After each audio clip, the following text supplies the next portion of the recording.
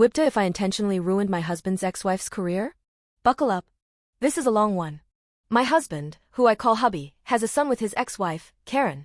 After the divorce, Karen married Kevin. For the sake of simplicity, I will refer to the child as son. At 15, son said he wanted to live with hubby and I. Now, Karen is the epitome of a Karen. She is the standard to which all other Karens aspire to Karen. When Karen learned son wanted to live with hubby, things did not go well. After multiple meetings and attempts of mediation, we had to go to court for a verdict. The judge awarded hubby more custody, but denied son's request. In our country, children are able to decide which parent they wish to reside with. You may be wondering why the judge did not honor son's request. The answer is simple and heartbreaking. The judge did not want to deal with Karen. Karen's previous attorney fired her and the current attorney can barely keep Karen in check. Our attorney refers to Karen as batshit crazy.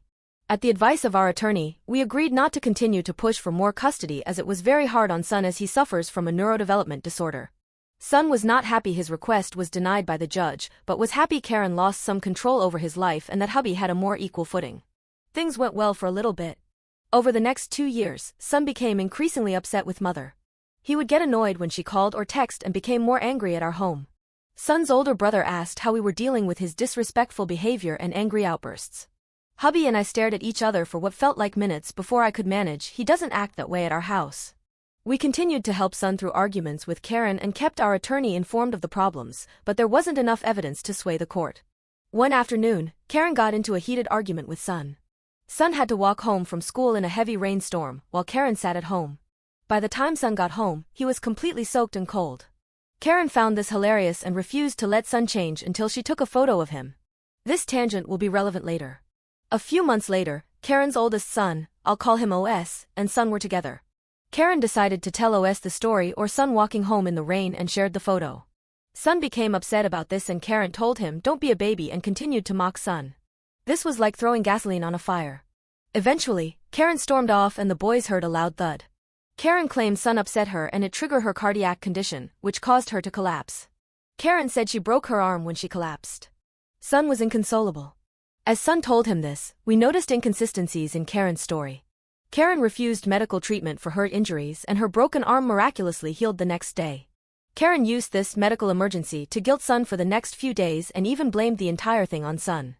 To say I was livid would be an understatement. After some time and perspective, son realized the entire situation was staged and that Karen was fine. Things with Karen deteriorated rapidly after that night.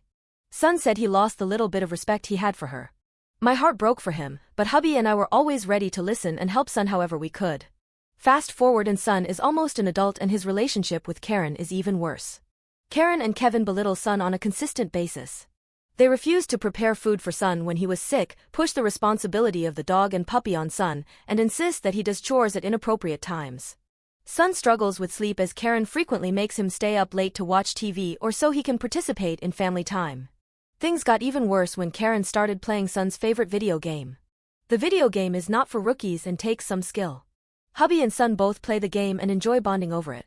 They discuss characters, gameplay, and strategies to beat specific levels. This is where son's neurodevelopment disorder benefits him greatly. Son knows intricate details of the game and plays it well. Because of this, Karen uses son as a game guide. At first, son didn't mind and was happy to help Karen learn how to play the game. In her true fashion, Karen made the experience intolerable. She would badger son into helping her, to the detriment of his schoolwork or sleep and generally treat him badly. This week, things got heated between Karen and son. Karen complained to Kevin and he yelled at son, calling him selfish and an a-hole. That was the night hubby received a text from son that will be burned in my memory forever. Son sent a goodbye text to hubby and ran away.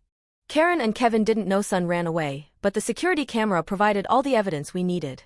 Karen's casually told hubby, well, what I'm about to tell you won't make you feel any better.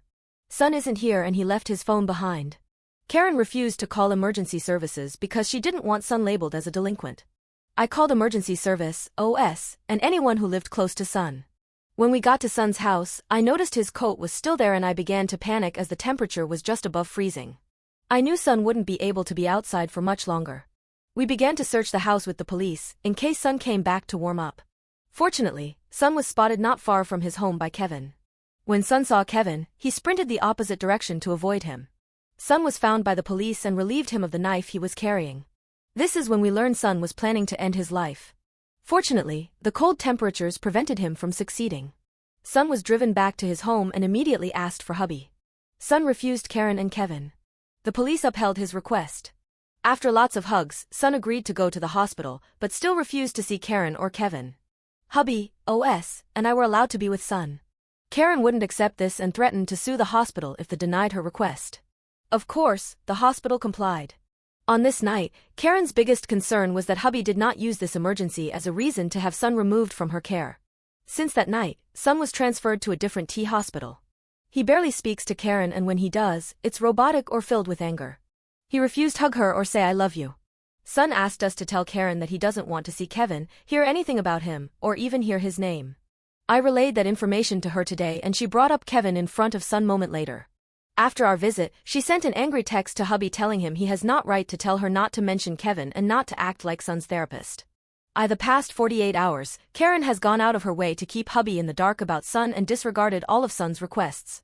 In case you missed it, Karen is a therapist. This showed me everything I need to know. Karen doesn't care about Sun. She is worried about maintaining her image and control.